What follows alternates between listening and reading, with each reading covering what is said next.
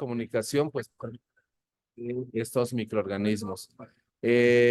Aquí podemos ver este absceso que tiene las características usuales del mismo. Este es un corte coronal en la porción rostral, en la región prefrontal, en donde podemos identificar en el lóbulo frontal del lado derecho esta lesión que se encuentra circunscrita. Y el absceso tiene como características distintos momentos de organización. Y esta organización se debe a síntesis de colágena a partir de fibroblastos. Y estos fibroblastos se obtienen a partir de la aracnoides. Entonces, en la aracnoides hay abundantes fibroblastos y pueden organizar eh, este absceso. Junto con el absceso, obviamente, hay respuesta inflamatoria. Hay respuesta inflamatoria aguda compuesta por infiltrado neutrofílico, que es justamente lo que compone el centro del absceso, es decir, la pus, ¿no? Cuando el neurocirujano drena, pues lo que drena en realidad es neutrófilos, detritus celulares y piocitos. Como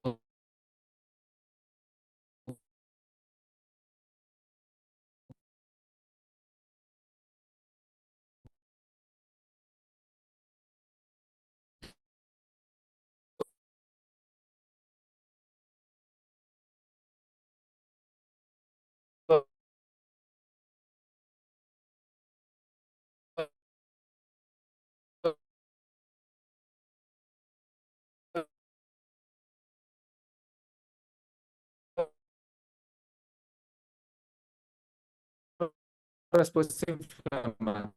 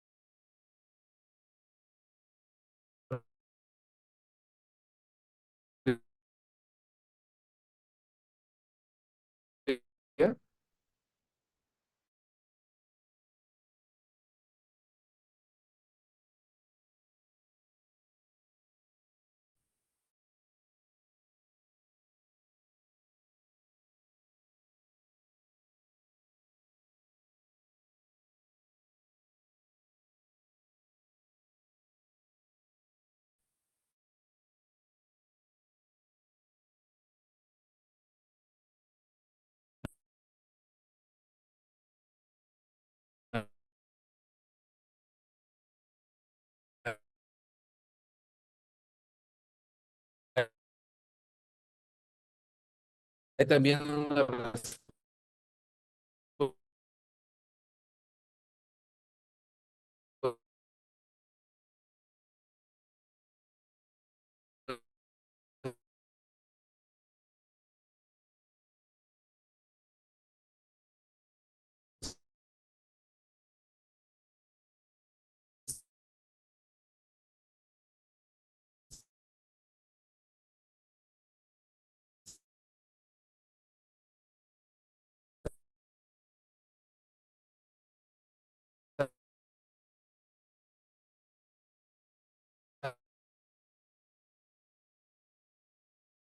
vascular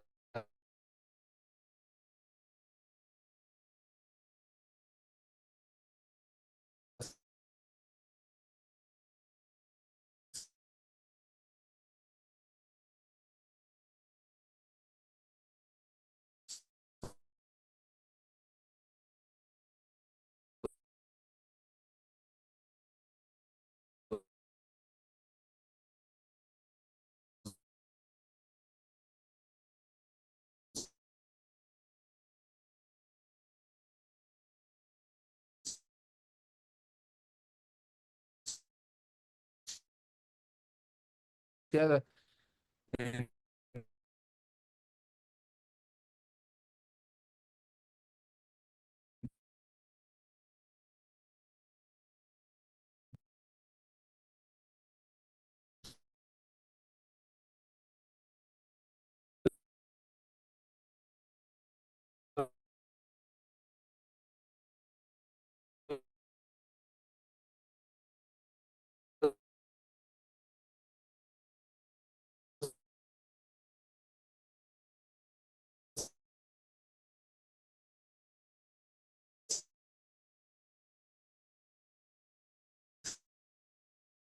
esa respuesta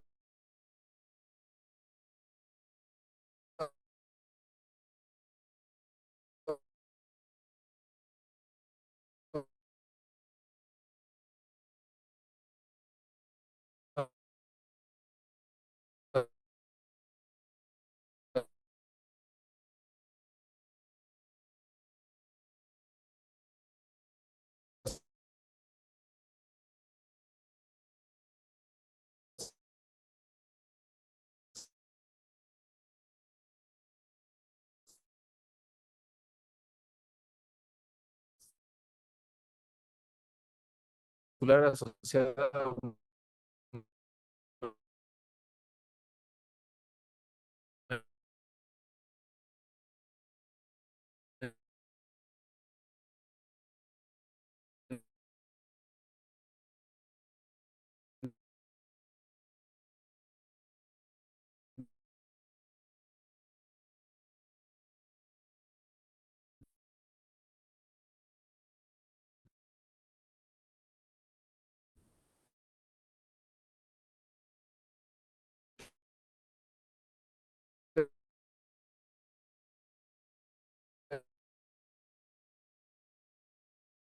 el flujo y es lo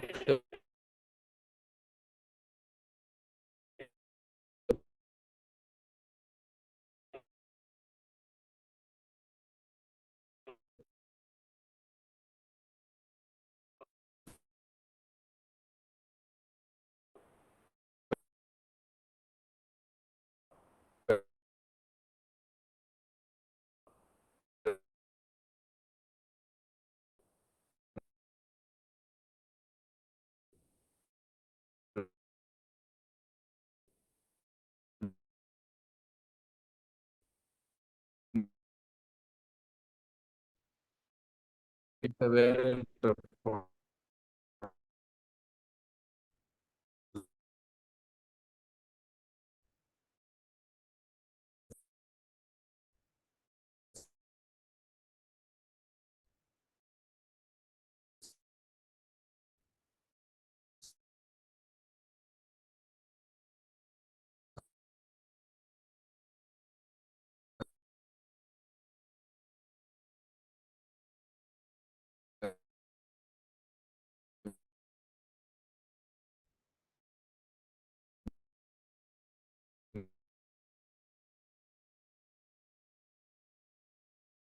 reconocimiento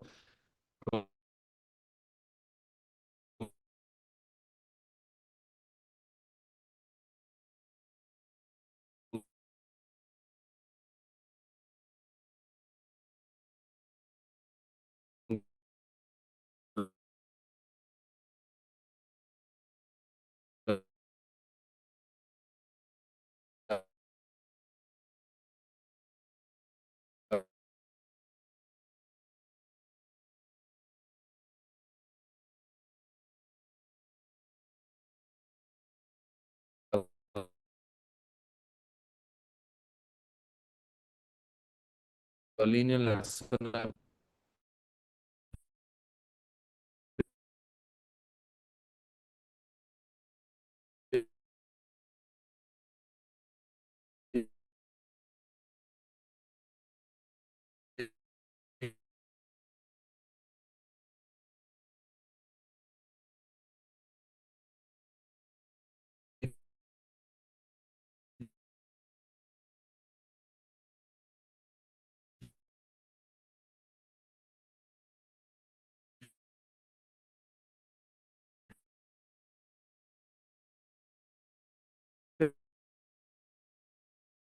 Erika y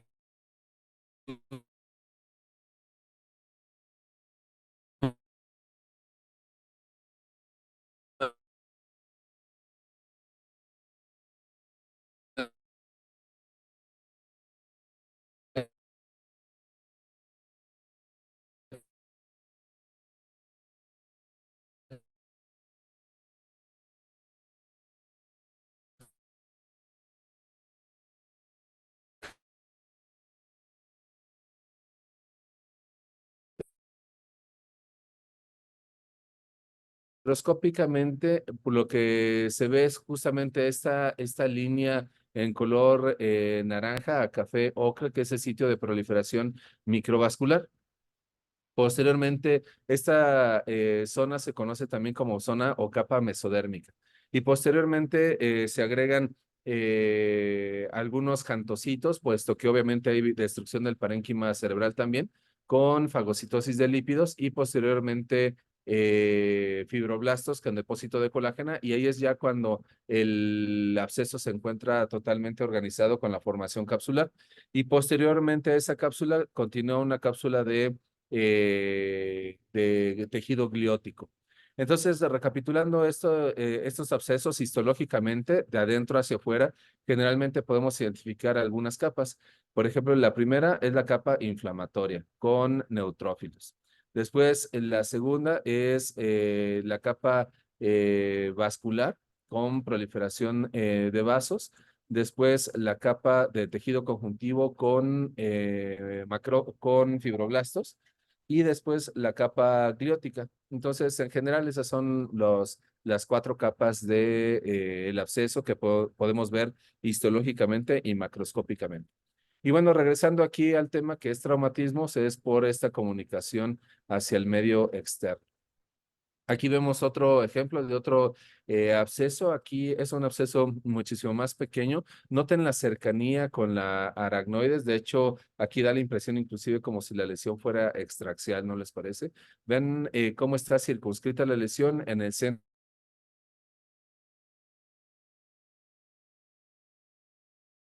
a la aracnoides, va a tener una mayor posibilidad de organización y esa organización puede ser cada vez más rápida. Y noten cómo aquí en el resto de la aracnoides hay engrosamiento de la misma. Aquí la aracnoides está parcialmente conservada. Y aquí en esta proximidad a el absceso hay engrosamiento de la misma porque obviamente también hay un cuadro de leptomeningitis asociada. Y bueno, ahora vamos a mostrarles algunos ejemplos de traumatismo y estos traumatismos asociados en niños y lesiones no accidentales, es decir, haciendo un traumatismos, los accidentes, las caídas a partir de juegos o columpios, etcétera. Estas son lesiones no accidentales y generalmente se presentan en niños que tienen sacudidas pues por un adulto, ¿no? Estas sacudidas, pues en el peor de los casos son sacudidas intencionadas, atacando al niño, pero esas sacudidas que son muy bruscas pueden producir lesión en el encéfalo. El encéfalo de los pequeñitos es un encéfalo todavía que está en un proceso de mielinización. Estos niños no están totalmente mielinizados y por lo tanto la consistencia del encéfalo también es muchísimo más suave. Y eso hace que tengan el riesgo de rupturas del tejido.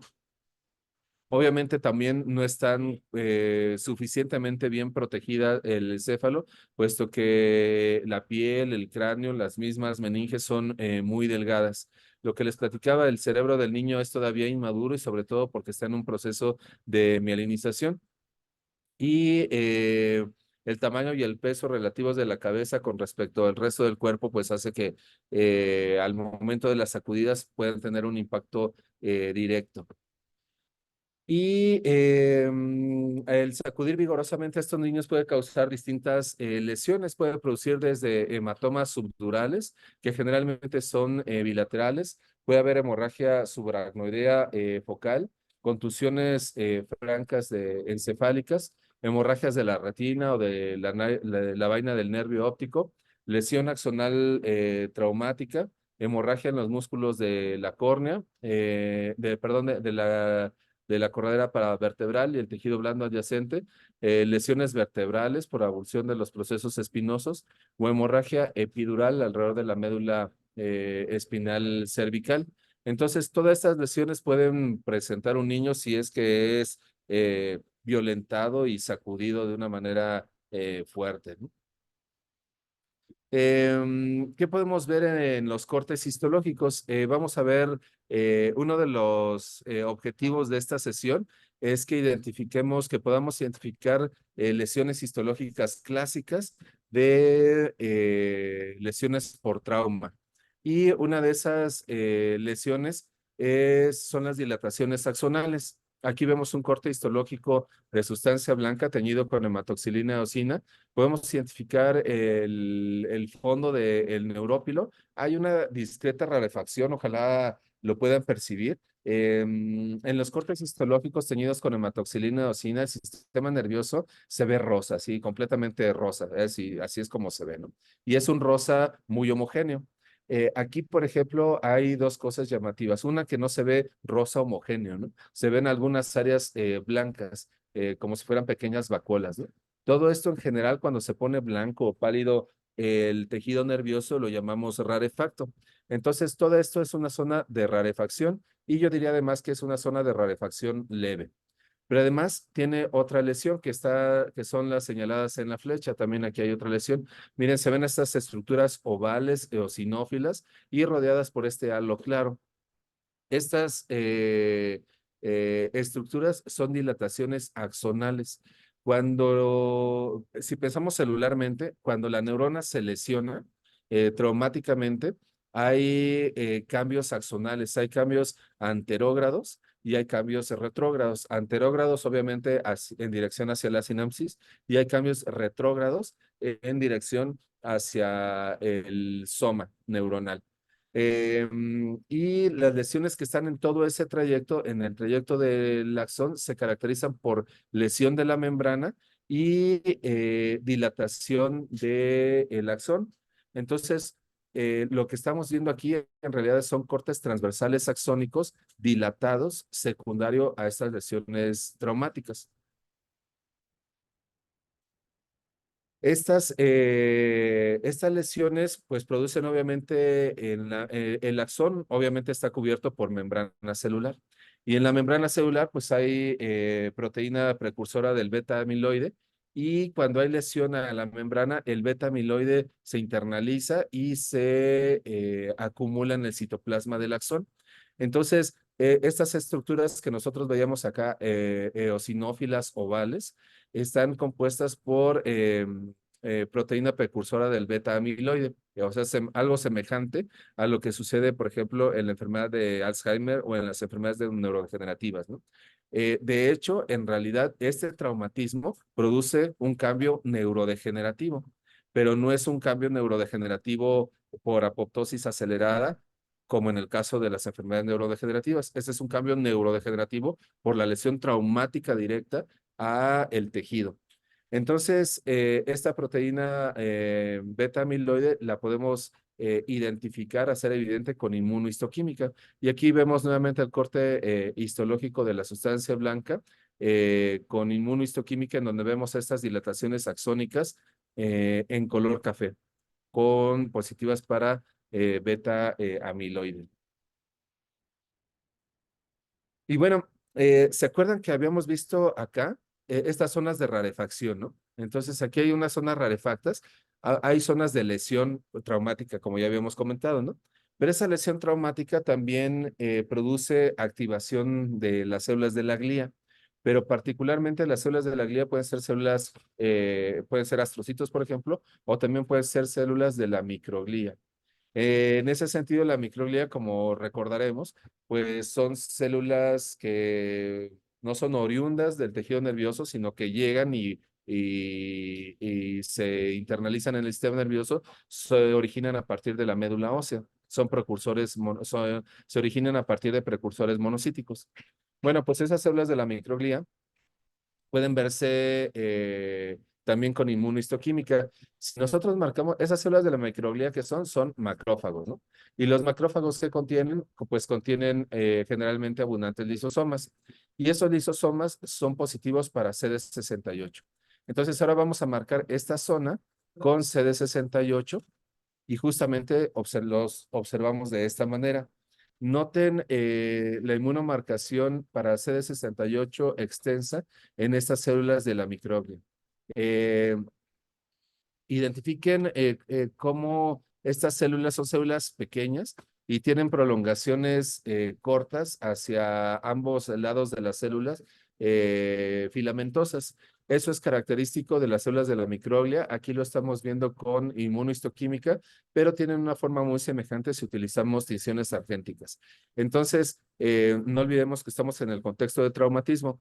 Identifiquen estas estructuras esferoides, que son dilataciones axonales, que en este caso están negativas, ¿no? Aquí están dilatadas. Y obviamente están aquí, estas zonas rarefactas que veíamos, concuerdan con esta activación microglial, evidenciada con CD68. Y bueno, continuando con estas lesiones, pues por sacudidas en los niños, miren, esta superficie de corte de este lóbulo frontal izquierdo es algo muy particular, porque tiene distintas características, ¿no? Identificamos aquí las circunvoluciones, obviamente la membrana aracnoidea, y vemos el parénquima. Pero miren, ¿qué les llama la atención de este parénquima? Chequen la diferencia que hay entre la sustancia gris cortical y la sustancia blanca. Generalmente la sustancia gris cortical y la sustancia blanca tienen una interfase perfectamente nítida. Aquí, como pueden observar, esa interfase no es clara, ¿no? Miren aquí la sustancia gris, inclusive, pues no se ve tan gris o color café como usualmente se ve, sino se ve inclusive blanca, ¿no? Y esta zona es la zona de la sustancia blanca. Entonces, esa interfase no es tan clara. ¿Eso qué quiere decir? Que es un pequeñito que todavía no está totalmente mielinizado, todavía no es un encéfalo maduro. Ahora, esta inmadurez, esta ausencia de volumen y consistencia madura, lo hace proclive a que tenga rupturas si es que se sacude violentamente, ¿no? Entonces, aquí este espacio, esta cavidad que se observa aquí, es justamente por la ruptura del tejido secundario a la sacudida de los niños de esa manera violenta. Y bueno, justamente lo que les acabo de mostrar a propósito de estas lesiones axonales son lesiones axonales traumáticas y generalmente son lesiones difusas. Este daño axonal difuso es directamente atribuible al traumatismo e implica aceleración y desaceleración de la cabeza. Aquí fíjense que tenemos dos mecanismos del trauma. Uno es la lesión directa, ¿no? Por ejemplo, pensemos en un traumatismo craneoencefálico por a lo mejor caída de un primer piso, un segundo piso, o pensemos una lesión traumática por un accidente automovilístico o un accidente de motocicleta, o viene a mi mente algunas anécdotas de el maestro Olvera y de gente que venía del sur de México, particularmente de Tabasco, en las comunidades rurales. Comentaban algunas anécdotas en donde caminaban a través del campo, pero bueno, en el campo obviamente hay muchísimas palmeras ya en dirección hacia la playa y caminaban algunos de los trabajadores del campo con casco, ¿no? Y caminaban con casco porque, pues, para evitar o para tener protección ante un traumatismo producidos por, adivinen por qué, pues por un coco, ¿no? Imagínense un coco que cae de la palmera, la velocidad a la que cae y que caiga en la cabeza, pues es mortal, ¿no? Entonces platicaban esas anécdotas que caminaban con cascos para protegerse de traumatismos por cocos, ¿no? Bueno, ese es otro ejemplo de traumatismo nada más. Entonces, lo que les quiero decir es que ante este traumatismo directo, obviamente hay una lesión directa al encéfalo o a la médula espinal y puede haber ruptura, pero si no hay desgarros o rupturas o del tejido cerebral, sí hay lesiones axonales. Y hay otra manera de contusiones que esto es, por ejemplo, en algunos deportes, como por ejemplo, en qué deportes se reciben traumatismos en el cráneo constantemente?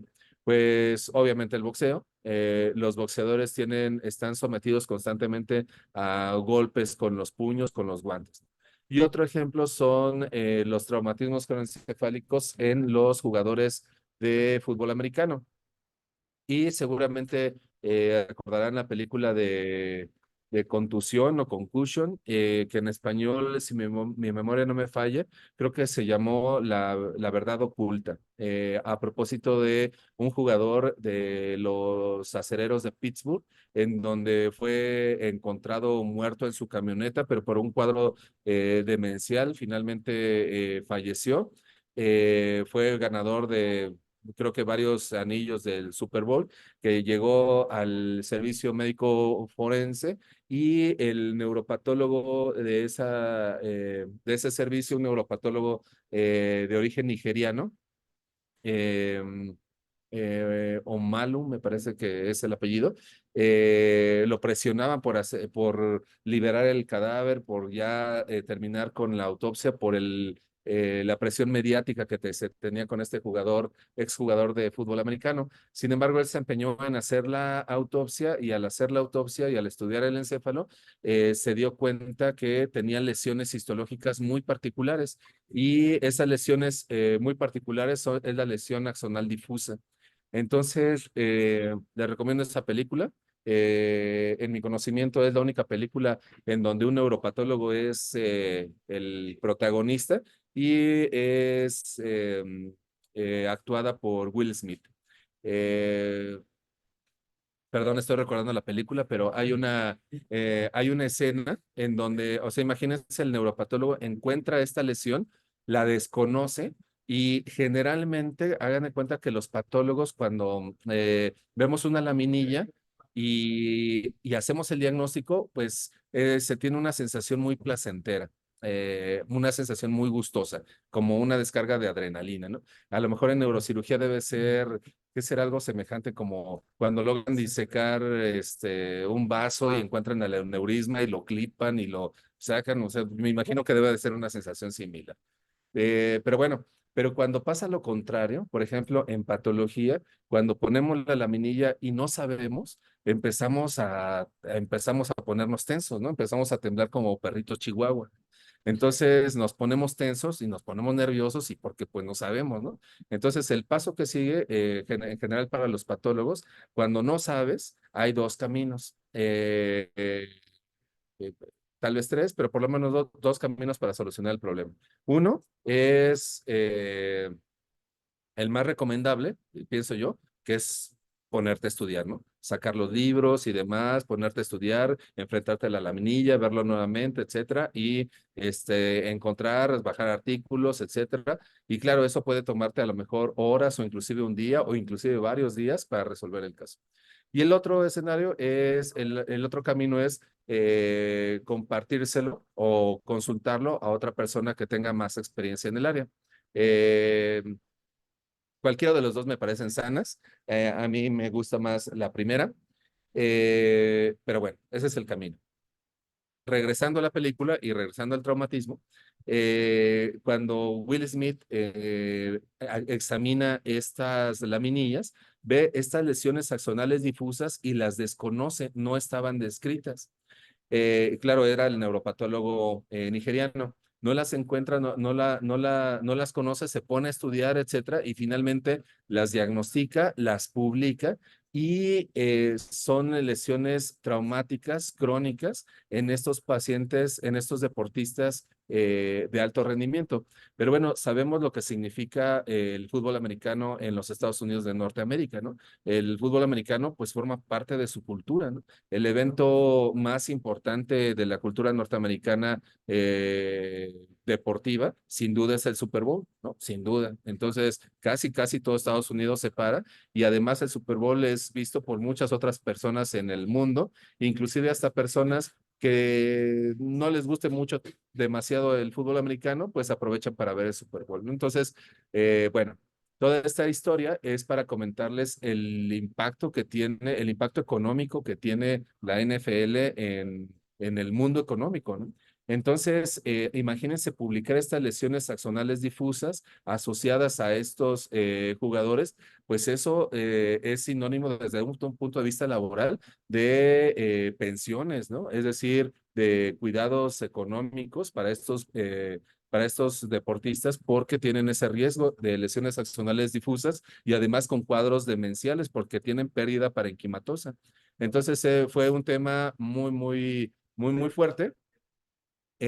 Pero obviamente el fútbol americano continúa, pero digamos que ya ha sido aceptado esto. Perdón por la mini historia de películas. Pero bueno, miren, vamos a ver estas características de estas lesiones axonales. Estos son los términos que vienen en el libro de Ellison. Viene el término de lesión axonal, que es un término muy genérico e inespecífico que se refería al daño de los axones de cualquier etiología. O sea, simplemente hay lesión axonal y listo, ¿no? Después está la lesión axonal traumática, que esta lesión axonal traumática es el daño a los axones causados por ese traumatismo de una manera directa. Puede variar desde pequeños focos de lesión axonal hasta un daño cerebral más generalizado. Por ejemplo, piensen en algunas comisuras, ¿no? Pensemos, por ejemplo, en el cuerpo calloso. Imagínense un traumatismo directo que segmente el cuerpo calloso. Eso sería algo muy grave, ¿no? Pero digamos que en el cuerpo calloso que hay, pues hay una gran cantidad de axones. Entonces, eso sería como una lesión axonal traumática así directa, ¿no? El otro, esta lesión axonal traumática difusa, que se denomina como DAI, es la forma más grave del daño axonal traumático, porque ya no es focalizado como en el ejemplo que les puse de esta lesión en el cuerpo calloso, sino es una lesión, imagínense, en múltiples axones, en múltiples fascículos, en distintas localizaciones. Eso es algo grave. Y esta lesión axonal difusa, o como yo lo conocía, este daño axonal difuso, fue descrita por primera vez como un síndrome clínico patológico. Y aquí se encuentra asociado este síndrome clínico patológico al ejemplo deportivo de, el fútbol americano que les acabo de comentar. Entonces, imagínense los deportistas. eh, Tengo entendido que hay una posición en el fútbol americano que son los que tienen mayor riesgo de recibir estos traumatismos craneoencefálicos y no es el coreback. Entonces, imagínense, bueno, estoy seguro todos hemos visto un partido de fútbol americano en donde pues, chocan cabeza con cabeza para proteger al coreback y que pueda lanzar el pase, ¿no? Entonces, imagínense esos golpes repetitivos pueden producir este síndrome clínico patológico con pérdida de volumen encefálico, inclusive cuadros demenciales. Este daño axonal difuso solamente se puede diagnosticar mediante examen histológico y lo que vemos son estos esferoides que son dilataciones axonales. Sin embargo, macroscópicamente, si nosotros vemos un corte de encéfalo de estos pacientes, podemos ver lesiones. ¿Y qué características tienen estas lesiones? Que son lesiones hemorrágicas. Pueden ser lesiones hemorrágicas a lo mejor de 1 centímetro cuando son focalizadas, pero también pueden ser lesiones hemorrágicas petequiales. Eh, Espero recuerden de las clases anteriores de los tipos de hemorragias. Pensando en causas de hemorragias, seguramente recordarán las hemorragias asociadas a discrasias sanguíneas. Entonces, cuando hay alteraciones de la coagulación o trombocitopenia, pueden haber hemorragias múltiples, dispersas, aleatorias, y estas pueden ser muy pequeñitas. Eso puede ser un diagnóstico diferencial macroscópico. Y miren, aquí hay unos ejemplos. El primero, el que está localizado en la fotografía macroscópica marcada como B, vemos un ejemplo de lesión en el cuerpo calloso. Noten esta lesión hemorrágica, aproximadamente 1.5 centímetros, color café ocre, y se identifican algunas otras, por ejemplo, aquí en la cuarta y en la quinta temporal, en la sustancia blanca, se extiende aquí hacia la sustancia gris cortical. Estas son lesiones como focalizadas. En el otro corte coronal, aquí en el corte, en la fotografía A, identificamos un corte de Charcot. Recordando el corte de Charcot, este corte pasa a través de los cuerpos mamilares, aquí los identificamos muy bien, y podemos identificar estas lesiones. Noten esta lesión irregular hemorrágica que afecta a la sustancia blanca, al globus pallidus, y también lesiones hemorrágicas en la cuarta y en la quinta temporal y también en la tercera. Noten también tiene lesiones hemorrágicas en el cuerpo calloso, tiene un aspecto petequial y también en la primera frontal del lado izquierdo. Y aquí hay algunas otras que estas son difíciles porque aquí puede que sean algunos vasos, puede que sean lesiones hemorrágicas. Habría que corroborarlo en el corte histológico. Algunas áreas hemorrágicas se extienden a la pared ventricular, como se observa en el caso. Entonces, ¿cómo se ve el daño axonal difuso? Macroscópicamente se ven como lesiones hemorrágicas. ¿Cuáles son predominantemente en la sustancia blanca? ¿Cuál es el diagnóstico diferencial macroscópico? Las hemorragias por discrasias sanguíneas. Ese sería el diagnóstico diferencial macroscópico. Imagínense este corte en un examen de consejo y la pregunta sería, ¿cuál es la causa de estas hemorragias? Bueno, las dos primeras, en mi opinión, los primeros dos diagnósticos serían discrasias sanguíneas o traumatismo. Daño, es decir, pero particularmente daño axonal difuso. Aquí tenemos otros ejemplos. Estos son lesiones axonales, pero pues muy graves porque noten aquí la ruptura del cuerpo calloso con hemorragia y extensión intraventricular.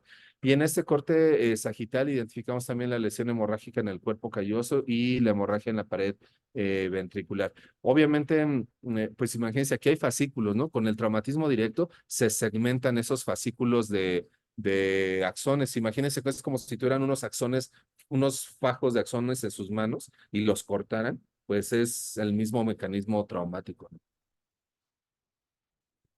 Y miren, este corte es muy, muy bueno. Ejemplifica muy bien estas lesiones hemorrágicas. Es un corte coronal de encéfalo a través del esplenium, del cuerpo calloso, y justamente en él tiene estas lesiones múltiples petequiales, obviamente hemorrágicas irregulares. Recordando, este caso está como difícil porque eh, seguramente recordarán la característica macroscópica de las hemorragias por discrasias sanguíneas. La zona hemorrágica tiene bordes que se describen como bordes difuminados, es decir, que ese color café oscuro se va perdiendo gradualmente de forma pálida conforme se acerca a la sustancia blanca. Y les digo que aquí este está difícil porque vean cómo aquí tiene unos segmentos que tienen bordes difuminados, ¿no? Entonces, aquí sí estaría muy, muy difícil macroscópicamente decir si fue daño axonal difuso o hemorragias por discrasias sanguíneas. Aquí tenemos otro ejemplo de daño axonal difuso. En este corte mesencefálico y en este corte del puente, en donde identificamos aquí estas lesiones hemorrágicas irregulares petequiales en la pared del cuarto ventrículo. Y bueno, cuando estos pacientes sobreviven al traumatismo, ya sea el traumatismo directo o bien a estos traumatismos constantes, que es el caso de los jugadores de fútbol americano y de los boxeadores, ¿qué es lo que se puede ver? Pues se puede ver atrofia cerebral por estas lesiones axónicas y estas muertes neuronales, dilatación de los ventrículos laterales y el del tercer ventrículo, claro siempre cuando hay pérdida del parénquima, hay dilatación ventricular y pues eso lo conocemos como hidrocefalia ex vacuo. Puede haber adelgazamiento del cuerpo calloso y de algunos otros fascículos o de otras comisuras, como por ejemplo, a esto lo conocemos como degeneración valeriana. Recordando estos cambios retrógrados y anterógrados ante una lesión axonal, el anterógrado en realidad se refiere a la degeneración valeriana, o más bien la degeneración valeriana es un cambio anterógrado. Hay palidez de la sustancia gris, mal definida y hay una mala definición con respecto a la sustancia blanca y claro, porque pues hay pérdida también de los cuerpos neuronales. Hay atrofia de los pedúnculos cerebrales de la base del puente y las pirámides medulares, la degeneración valeriana que les comentaba hace un momento. Seguramente recordarán que cuando vimos infartos, en el infarto antiguo, ahí hay obviamente pérdida parenquimatosa, hay pérdida de neuronas y hay cambios anterógrados también. Y vimos algunos ejemplos de degeneración valeriana muy buenos. ¿Y cómo vemos al microscopio este daño axonal difuso? Bueno, pues lo vemos predominantemente en la sustancia blanca, en cualquiera de estas localizaciones que están aquí anotadas, pero de una manera general, en la sustancia blanca. Es en donde la identificamos. ¿Y qué es lo que identificamos? Identificamos estos esferoides. Eh, Cuando el traumatismo, cuando los pacientes fallecen secundario al traumatismo y ese traumatismo fue a las 2 o a las 4 horas aproximadamente, podemos identificar justamente lesiones como estas. Recuerden que histológicamente lo que se ve en el H es rarefacción. ¿Y qué es lo que se ve? Pues hay lesión membranal, acumulación dispersa, aleatoria, de la proteína precursora del beta amiloide.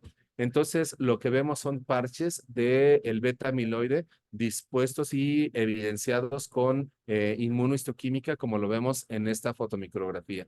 Entonces, ¿qué es la traducción de esta fotomicrografía? Hagan de cuenta que pues es el golpe a todos estos axones y la internalización de la proteína beta amiloide. Y miren, esta fotomicrografía es así como de examen de consejo, ¿no? Porque es una fotomicrografía muy, muy bonita. Eh, este beta amiloide, recordemos, se desprende de la membrana, se internaliza en el citoplasma del axón y se acumula.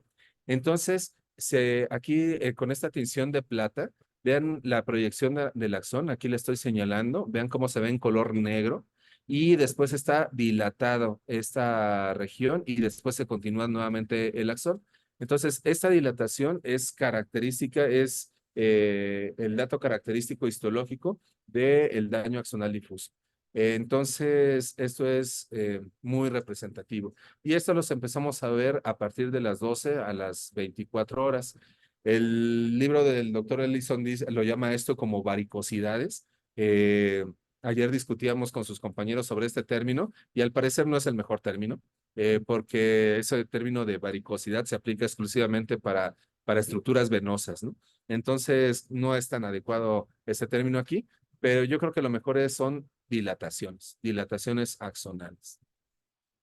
Aquí tenemos otra dilatación axonal. Noten, recordemos que aquí se ve las tinciones en plata, generalmente permite ver a las prolongaciones axónicas en color negro y aquí con la acumulación del beta amiloide.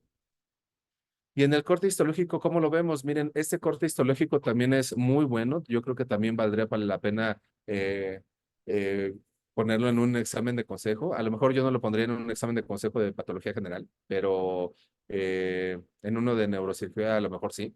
Vean, es un corte histológico teñido con hematoxilina eosina. Vean el neurópilo. Y recordemos que el neurópilo son las prolongaciones citoplasmáticas, tanto de células de la glía como de axones, ¿no? Ese es el neurópilo. Entonces, ese neurópilo generalmente es muy homogéneo, tiene un aspecto inclusive algodonoso. Y vean cómo aquí tiene algunas zonas pálidas. Estas son zonas de rarefacción. Y lo que está señalado con flechas negras, noten, son los esferoides, son las dilataciones axonales, son estas estructuras ovales, esféricas, eosinófilas. Esto, cuando lo vemos en el corte histológico, lo podemos diagnosticar como daño axonal difuso. Los patólogos, los colegas que trabajan en el servicio médico forense ven constantemente este tipo de lesiones, constantemente.